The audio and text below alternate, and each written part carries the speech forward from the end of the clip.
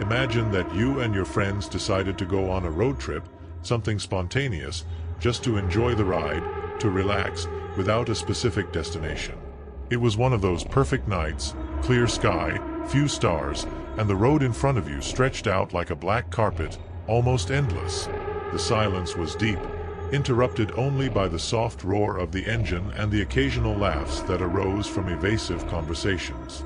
The trip started off relaxed, with loud music and jokes, but as you drove deeper into the desolate California countryside, the landscape began to change.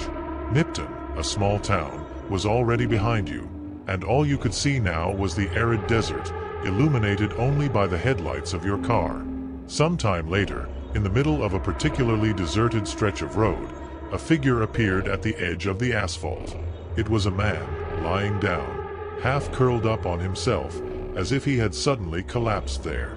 Instinctively, the car slowed down and the laughter stopped. There was something oddly awkward about that scene, like the man didn't belong there, like he was a missing piece of the puzzle. "Is he hurt?" one of the friends asked, already worried. You didn't know what to think. A part of you just wanted to keep going, but another part, maybe the one that always wanted to be the hero, told you that stopping and helping was the right thing to do. After all, what if it was you in that state, in the middle of nowhere? The car stopped. The headlights illuminated the man, revealing a pale, sweaty face and dirty, torn clothes. You got out of the car, slowly, as if every move needed to be calculated. Your heart started beating faster, and you realized that the once peaceful night was now shrouded in a different silence, a heavy silence. As they got closer, the man's breathing was audible, fast and shallow. One of his friends crouched down to see if he was conscious, but before anyone could do anything, the sound of footsteps was heard from the darkness, and suddenly, two men emerged from the shadows, as if they had emerged from the darkness itself.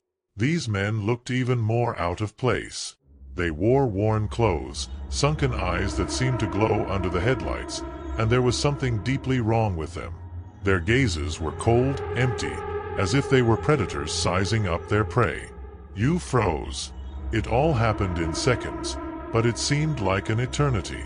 The fallen man, who now seemed more alert than before, looked at the other two, and a slow, almost imperceptible smile formed on his face. It was at that moment that you realized something terrible was about to happen. "Get back in the car now!" someone shouted, and it was as if the spell had been broken. You ran, the sound of your feet on the road echoing in the desert. Jumping back into the car, you saw out of the corner of your eye that the three men began to approach, their silhouettes growing larger in the rearview mirrors. The engine roared and the car shot off. The headlights began to flicker as the bumpy road carried them away. For a moment, everything seemed surreal, as if it was happening in slow motion. You looked back and saw the men standing in the middle of the road, their gazes still fixed on you even from a distance. No one said a word for several minutes. The air inside the car was thick with tension. The radio was off, and the sound of the engine seemed to be the only thing keeping everyone from falling apart. After an hour or more of driving non-stop, they saw lights ahead, a small town, a shelter of sorts. As they entered the restaurant, the smell of hot food enveloped them, and for a moment, everything seemed to return to normal. You ordered food, tried to laugh to dispel your nervousness, but there was a shadow over you, as if that sense of danger was still present. It was then that, as you sat at the tables, you saw it. There, in a corner of the restaurant, at a dimly lit table, were the three men. They were there, silent, just staring at you, with those same empty, expressionless eyes. No words were said, but the glances they cast seemed to penetrate your souls. The food no longer had any flavor, the air was heavy again, and the feeling of being hunted, watched, became unbearable. You knew that wasn't a coincidence. These men weren't normal, and the encounter in the desert wasn't random. It was like you had been followed, like something or someone was playing with you. Without saying a word, you stood up, paid the bill, and left the restaurant, each of you feeling the men's gaze burning into your backs. As you got into the car, there was a collective feeling of relief mixed with fear. The road ahead was the only option, but the feeling that something was deeply wrong didn't go away. No one knows exactly who these men were or what would have happened if you hadn't run away. But one thing was certain. The trip that started as a simple adventure turned into a nightmare you'd never forget. So next time you're on a trip, remember, not everything that seems normal is safe. And sometimes the best thing is to just keep driving without looking back. I hope you liked the story, because the second story is even more chilling. Just don't forget to see if you're already subscribed to the channel so you don't miss any terrifying stories. You know, sometimes we find ourselves in situations that seem normal, but something deep down tells us that something is wrong, even if we don't know exactly what. It's like the world around us has gotten a little darker and the air has gotten thicker. At these moments your heart beats faster and all you want to do is run away. Well, that's exactly what happened to one woman returning from a trip to Myrtle Beach. She had been driving for hours and tiredness was already starting to take its toll. The sun was beginning to set, turning the sky orange and pink as she drove down the deserted West Virginia highway.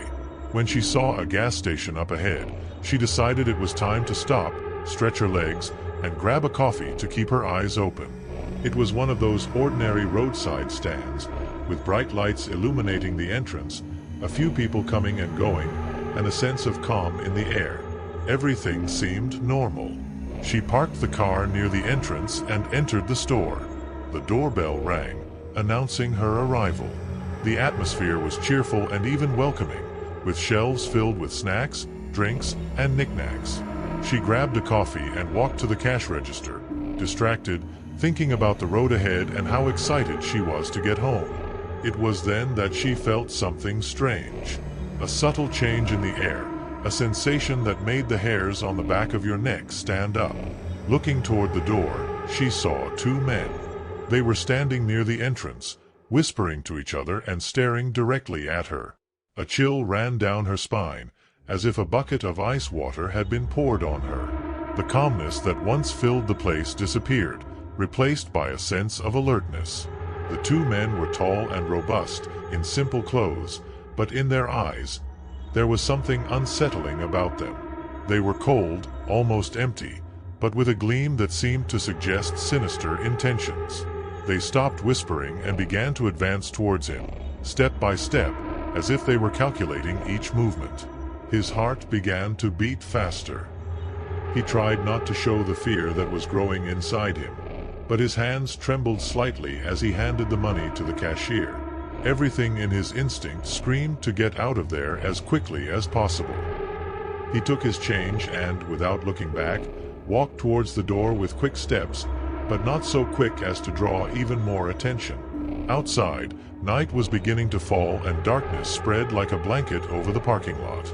He saw his car, a safe haven just a few meters away, but those meters seemed like miles to him. The men also left the store and were now a little closer, like predators cornering their prey. With his heart hammering in his chest, he quickened his pace, almost running now, while his fingers trembled as he found the keys in his pocket. She felt their presence growing closer, as if the air around her was becoming thicker, harder to breathe. She finally found her keys. In one swift motion, she unlocked the car, opened the door, and stepped inside, locking herself inside in one fluid movement. Her eyes locked onto the rearview mirror, where she saw the two men standing, now just a few feet away, their expressions making her feel indescribable terror. She didn't wait to see what they would do. She started the car, put it in gear, and drove off, accelerating as fast as she could, sweaty hands gripping the steering wheel. As she drove away, the image of those men cowering in the rearview mirror seemed etched into her mind.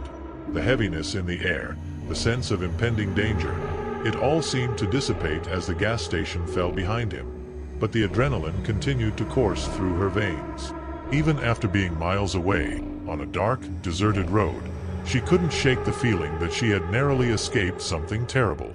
What was supposed to be a simple routine stop along the way had turned into an experience he would never forget.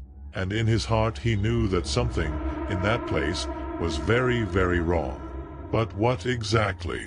This is a question that is perhaps best left unanswered. I hope you liked the story, because the third story is even more chilling. Just don't forget to see if you're already subscribed to the channel so you don't miss any terrifying stories. I hope you liked the story.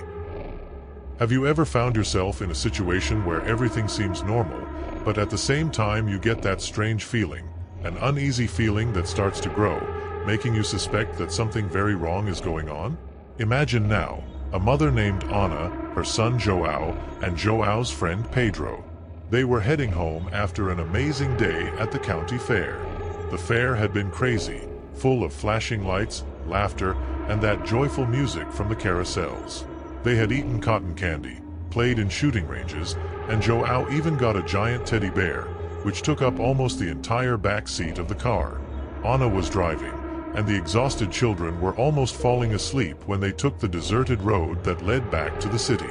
It was one of those roads that seemed to have no end, with trees on both sides and the dark asphalt stretching out ahead like a black ribbon. The only sound was the car's engine, and every now and then the boys would murmur something in the back seat. Everything seemed peaceful, until Ana noticed a car behind them. At first it wasn't a big deal. A car coming in the same direction. Maybe someone also returning from the fair. But there was something strange about this car.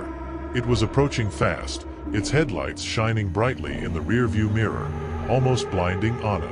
She thought the driver wanted to pass, so she slowed down and prepared to yield. But the car didn't pass.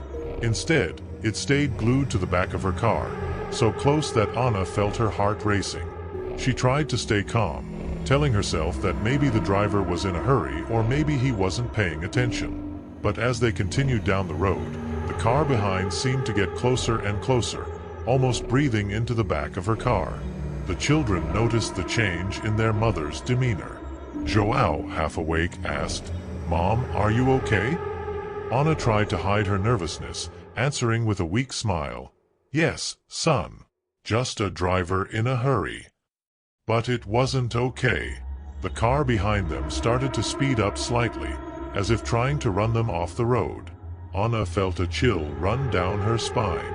She knew she had to stay calm, but fear was starting to take hold of her. Who was this person? Why were they being chased? Ana tried to speed up to see if she could get further away, but the car behind her did the same, getting even closer. The headlights now looked like two torches shining ominously in the rearview mirror. She tried to remember if she had seen that car at the fair, but she couldn't. The only thing that mattered now was to get off that road and find a safe place. They came to a bend and Ana tried to take a shortcut down a smaller road, hoping to lose her pursuer. But the car was following them closely, like a shadow. The smaller road was even darker and narrower, and the trees seemed to be getting closer to them. Panic was rising, and Ana didn't know what to do. It was then that she saw the headlights of a large truck coming in the opposite direction. She knew that this was the only time she had to do something. Without thinking twice, Ana turned on her hazard lights and began to slow down, hoping that the truck driver would realize what was happening. The truck began to slow down and then, to Ana's relief, stopped in the middle of the road, blocking the way. The car chasing them braked sharply, as if it hadn't expected it. The truck driver, a big, strong man, got out of the cab and started walking towards his car, signaling the driver chasing him to get out of there. For a moment, there was a tense silence, as if the world had stopped. The driver of the chasing car hesitated, but then, perhaps realizing he could no longer continue, he quickly reversed and turned at high speed, disappearing into the darkness of the road. Ana let out a sigh she didn't even know she was holding. The boys fell silent, eyes wide, still processing what had just happened. The truck driver approached Ana's car and asked if everyone was okay. Ana, still shaking, thanked the man, who simply nodded and said, "Take care of yourself, ma'am. There are dangerous people out there." They continued on their way back home, this time with the big protection truck following them for a few miles, until Ana found a main road and felt safe again. They arrived home exhausted and the children went straight to bed, but Ana stayed awake for a long time, thinking about what had happened. And there the question remains, what would have happened if that truck driver had not been there? What makes someone chase and terrorize strangers on a deserted road? They may never know the answer, but that night forever changed the way Anna viewed dark, deserted roads. From that day on, she always took care of herself, made sure she was safe, and never drove alone on those deserted roads at night again. Tell me which story made your hair stand on end? Tell me which one you liked the most?